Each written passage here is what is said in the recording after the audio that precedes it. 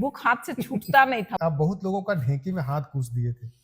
ओ मतलब करते करते। घर में पहले माता पिता जी लोग ज्यादा काम कराते थे, मतलब पहले घर का काम करिए, सेकेंडरी में पढ़ाई करना है।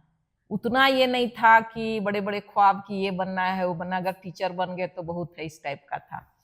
एक्चुअली मैं जिसे मैं बताई सोनू जी कि मैं पढ़ाई और इसमें खेल में बहुत शुरू शुरू से ही बहुत इंटरेस्टेड रहती थी। जिसे मैं पढ़ाई कर रही हूँ तो पढ़ाई कर रही, उसी समय मम्मी बोले कि आ जाओ ढेकी कूटने के लिए, या तो फिर मेरे से बड़ी बोल रही है कि मेरे को खाली बुला रही है ढेकी कूटने के लिए, उसको क्यों नहीं बुला रही है। तो हम लोग को दोनों को मान लीजिए बुला लिए। तो मैं इधर ढेकी कूट रही हूँ, तो कूटने से क्या होता है कि आपका कंसंट्रेशन पूरा ढेकी कूटते समय उसमें पैर रहना चाहिए, ढेकी का ये में जहाँ पर हम लोग पैर रखते हैं उसमें रहना चाहिए और बैलेंस में कूटना चाहिए।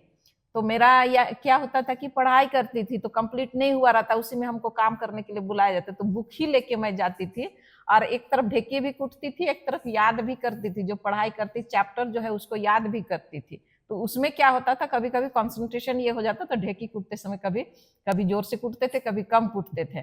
तो उसी में कभी कम किए, जिस पूरा उठ नहीं पाया और आधा में ही गिर गया, तो उधर से मतलब हाथ से चलाना पड़ता है, तो कई बार हाथ में कभी मम्मी का या तो दीदियों का मतलब ऐसे कूट दिए, तो उसमें जब दौड़ाना शुरू करते थे तो दौड़ती भी तो बुक हाथ से छूटता नहीं था, भागते भागते जंगल की तरफ खेत है तो उधर जाती थी।